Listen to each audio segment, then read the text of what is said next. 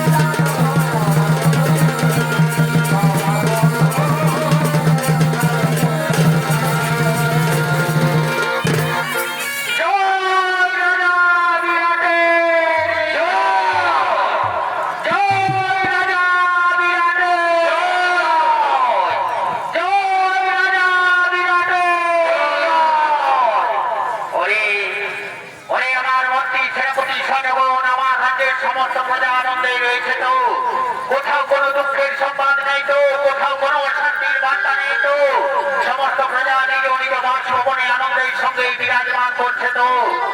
হ্যাঁ মহারাজ, হ্যাঁ মহারাজ, আমরা সমস্ত রাজ্য পরিক্রমণ করে এসেছি মহারাজ। আমাদের রাজ্যের সমস্ত প্রজা আনন্দে রয়েছে মহারাজ, আমাদের রাজ্যের সমস্ত প্রজা কুশলে রয়েছে মহারাজ। কোথাও কোনো অশান্তির বার্তা নেই মহারাজ, কোথাও কোনো দুঃখের সংবাদ নেই মহারাজ। সমস্ত প্রজা নিজ নিজ বাসভবনে আনন্দের সঙ্গে বিরাজমান করছে মহারাজ।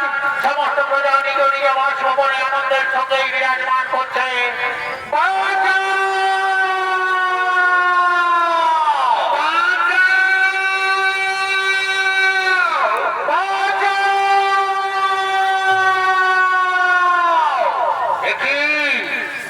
মন্ত্রী সামরিক জনগণ, তোমরা এখানে বললে আমার রাজ্যের সমস্ত প্রজা কুশলে রয়েছে, তবে কোথা থেকে বেঁচে লই নারী কর্তব্যর বাঁচাও বাঁচাও রয়েছে কার করে করে ডাকছে। কে সেই নারী? কিবা বিপদে পড়েছে সেই নারী।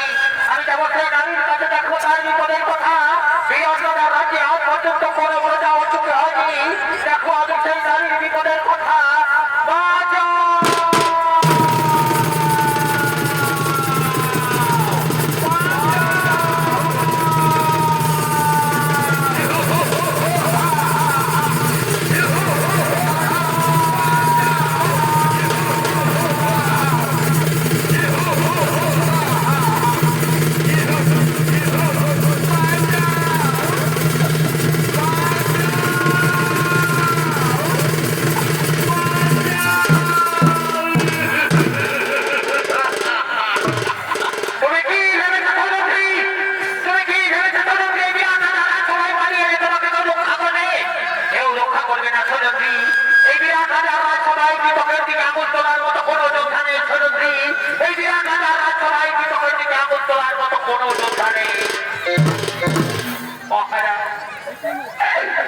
আপনি তো নিজের চোখে দেখলে মহারাজ, কিছু কিভাবে আমাকে অপমানিত কলঙ্কিত করার চেষ্টা করেছে মহারাজ।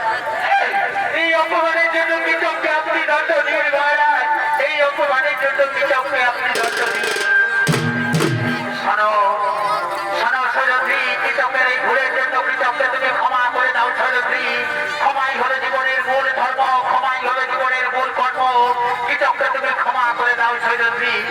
না, কিচককে আমি কিছুতেই ক্ষমা করতে পারবো না। কিচক যেভাবে আমাকে অপমানিত কলঙ্কিত করার চেষ্টা করেছে, তাকে আমি কিছুতেই ক্ষমা করতে পারবো না। আমার পঞ্চ বান্ধব বসে আমি রয়েছে, এই অপমানের প্রতিশোধ আমি অবশ্যই যাব। এই অপমানের প্রতিশোধ আমি অবশ্যই যাব। অপমানের প্রতিশোধ নেবে।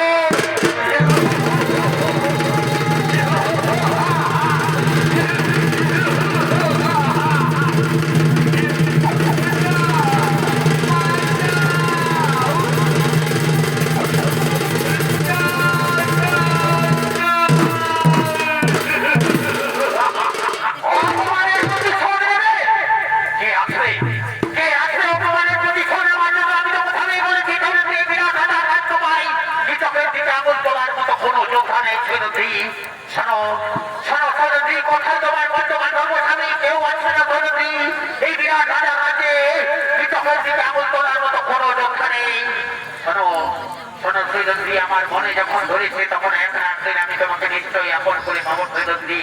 আজ আমি সভা মঞ্চকে খালি হাতেই ফিরে গেলাম সৈরন্ধ্রী, কিন্তু কথাটা যেন মনে থাকে সৈরন্ধ্রী, একদিন নিশ্চয়ই আমি তোমাকে আপন করে পাবো সৈরন্ধ্রী, একদিন নিশ্চয়ই আমি তোমাকে আপন করে পাবো।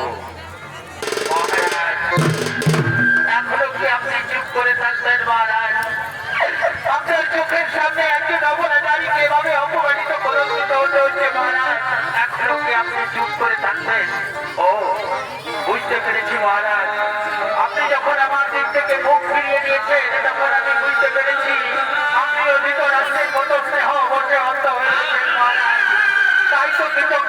দেওয়ার মতো ক্ষমতা আপনার নেই মহারাজ। আমারও পঞ্চগন্ধর্ব স্বামী রয়েছে মহারাজ। আপনি যখন কীচককে দণ্ড দিলেন না, তখন আমারও পঞ্চগন্ধর্ব স্বামী রয়েছে মহারাজ। আমি ওই সভা মাঝে আজকে প্রতিজ্ঞা করে যাচ্ছি মহারাজ, সাক্ষী থাকো চন্দ্র সূর্য, সাক্ষী থাকো 33 কোটি দেবতা, এই সভা মাঝে আজকে প্রতিজ্ঞা করে গেলাম, আগামীকালে সূর্য উদয় হয় কীচক দেখবে, নতুবা আমি দেখবো মহারাজ। আগামীকালে সূর্য উদয় হয় কীচক দেখবে, নতুবা আমি দেখবো মহারাজ। আগামীকালে সূর্য উদয় হয় কীচক দেখবে, নতুবা আমি দেখবো মহারাজ।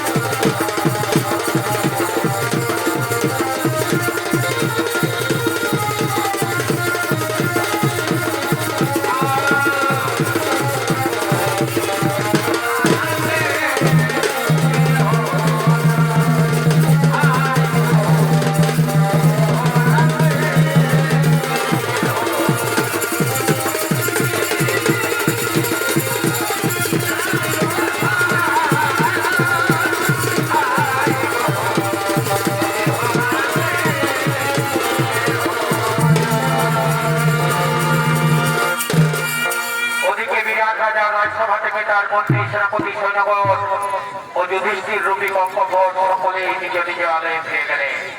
আর ওদিকে বিরাট রাজার রাজ্যে দ্বিতীয় পাণ্ডব ভীমসেন বল্লভ নাম ধারণ করে রন্ধন কাজে নিযুক্ত ছিল। সেই ভীমসেন চলেছেন তার রন্ধনশালার দিকে।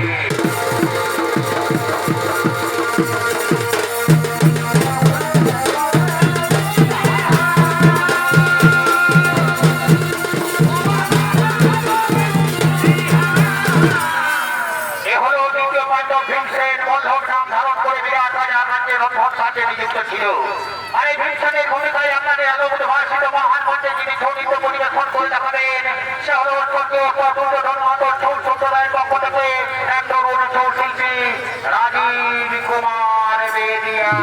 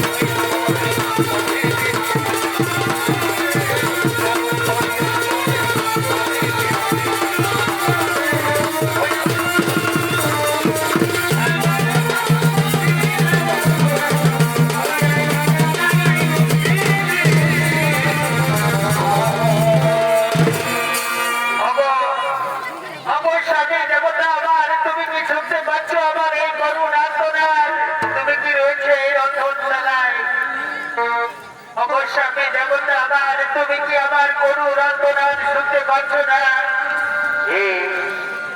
রাতে মরে রন্ধন সদায় নারী কণ্ঠস্বর ভেসে এলো। কে সেই নারী? মনে হচ্ছে যেন চির পরিচিত চেনা নারীর কণ্ঠস্বর।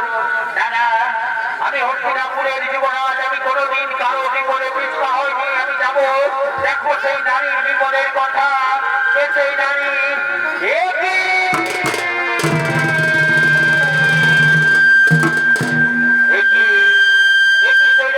তুমি হঠাৎ করে এই রন্ধন সদায় কেন এসেছো চৌধুরী? ফিরে যাও এই রন্ধন সদা থেকে। যদি তোমাকে কেউ দেখতে পায় তাহলে আমাদের ওকে আত্মা সইত আর পূর্ণ হবে না চৌধুরী। ফিরে যাও এই রন্ধন সদা থেকে। না গোস্বামী দেবতা আমার, আমি যে ফিরে যেতে আসিনি, আমি যে এসেছি আমার অপমানের কথা জানাতে। তুমি কি জানো না সভাপতি কিছু আমাকে কিভাবে অপমানিত কলঙ্কিত করার চেষ্টা করেছে? তুমি কি সে খবর রাখো না? আমি সব জানি চৌধুরী। তারপরে আমি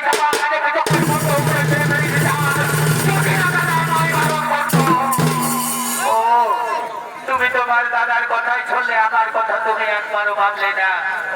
তোমার দাদা তো কেবলমাত্র ভাষা ফেলতে জানে আর ক্ষমা করতে জানে, এছাড়া তোমার দাদা আর কি জানে? শোনো শোনো চৌধুরী, দাদার কথা মতো আমাদেরকে থাকতে হয়, দাদার কথা মতো আমাদেরকে চলতে হয়। আমি তোমায় কথা দিচ্ছি চৌধুরী, আমাদের ওকে আত্মাস পূর্ণ হোক, তারপর তোমার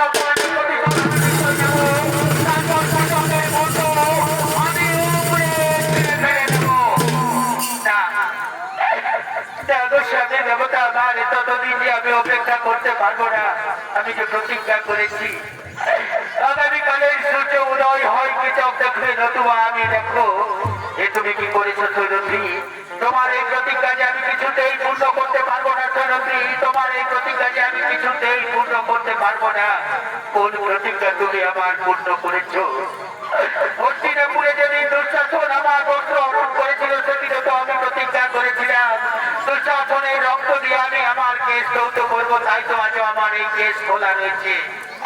এখনো সেই প্রতিজ্ঞাও পূর্ণ করোনি, আর এই প্রতিজ্ঞাও যদি তুমি পূর্ণ না করো তাহলে আমি আর কোন লজ্জায় বেঁচে থাকবো?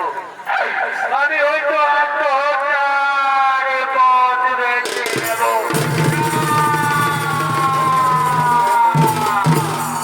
না সৈদন্দ্রী, আত্মহত্যার কথা তুমি মুখে আসে না সৈদন্দ্রী।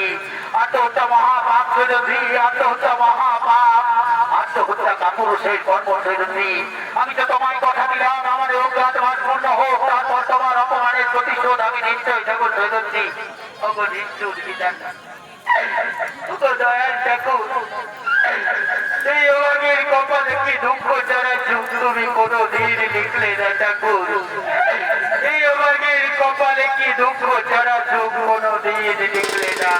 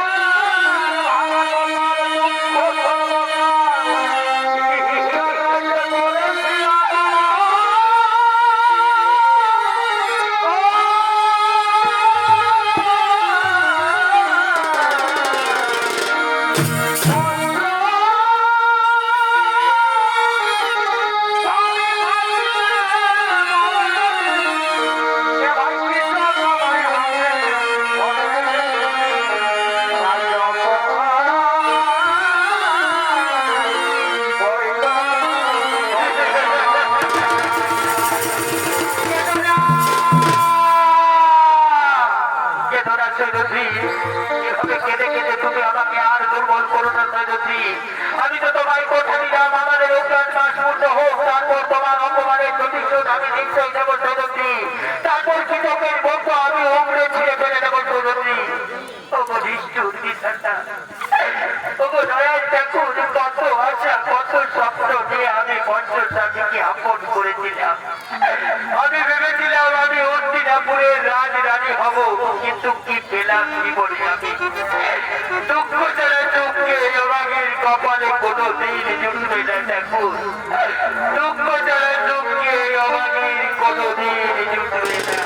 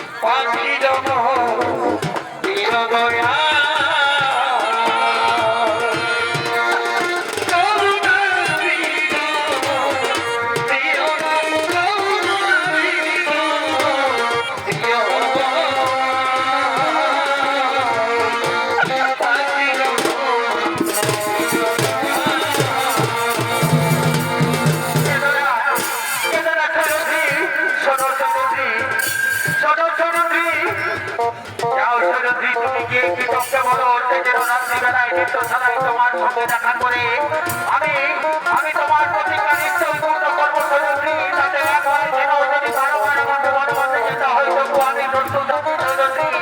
যাও সৈরন্ধ্রী, তুমি কৃতজ্ঞকে এই সম্মান দাও। আমি আমি তোমার কথা নিশ্চয় পূর্ণ করবো সৈরন্ধ্রী। আমি তোমার প্রতিজ্ঞা নিশ্চয় পূর্ণ করবো।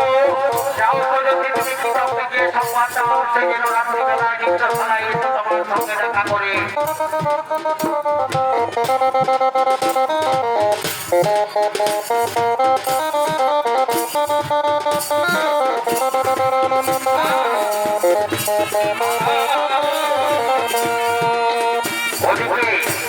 ওদিকে সৈরন্ধ্রীর কথা মতো সৈরন্ধ্রীকে কৃতজ্ঞের সম্মান দিয়ে নিত্যশালায় রাত্রিবেলায় গোপন স্থানে দুজনে মিলিত হবে। অন্যদিকে কৃতজ্ঞ উন্মত্ত অবস্থায় ছুটে আসছে নিত্যশালার দিকে সৈরন্ধ্রীকে পাওয়ার আশায়।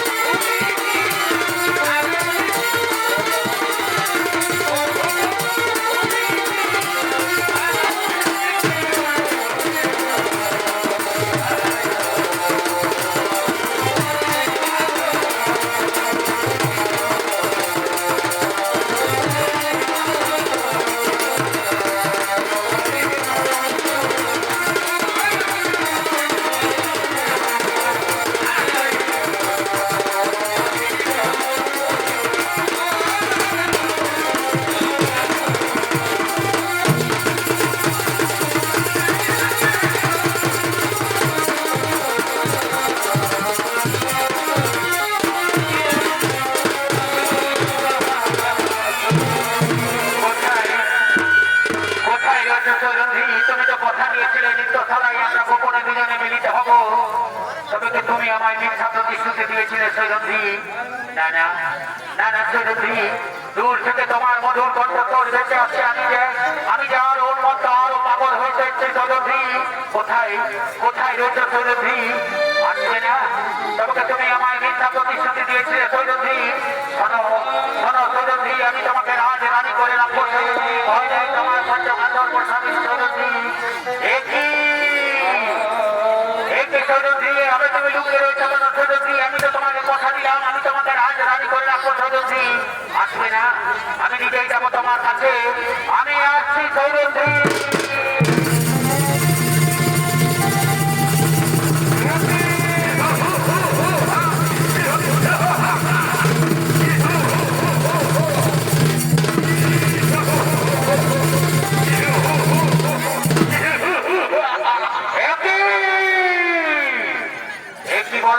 তুমি হঠাৎ করে রন্ধনশালা ছেড়ে নিত্যশালায় কেন সেটা বললো।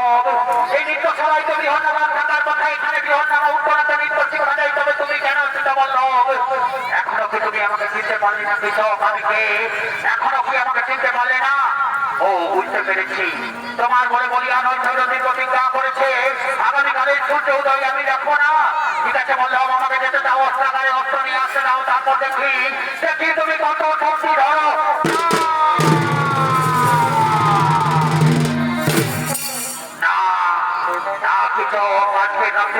আমাকে এই নৃত্যশালা থেকে কিছুতেই বাইরে যেতে দেবো না কিন্তু আজকে রাত্রিতে এই নৃত্যশালাতেই তোমার শেষ রাত্রি হবে কিন্তু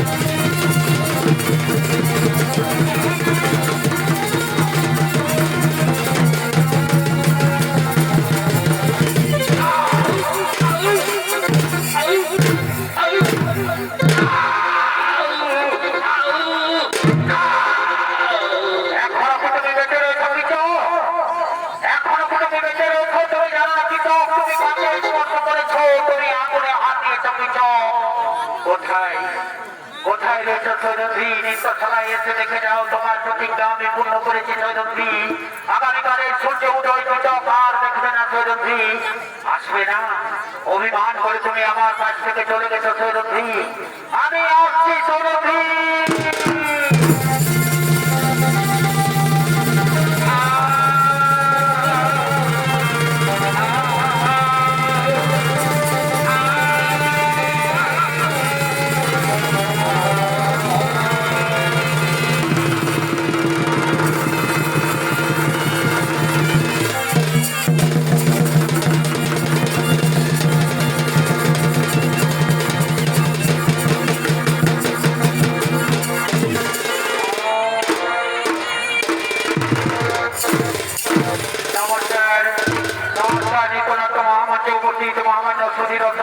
মাতৃমণ্ডলী ও আমার স্নেহের ছোট ছোট ভাই ও বোনেরা দূরদর্শন খ্যাত শিল্পী স্বর্গীয় দুর্যোধন মাতো দ্বিতীয় পালা এই মুহূর্তে কৃতজ্ঞ বোনের হলো এখানেই সমাপন তাই সমস্ত দর্শক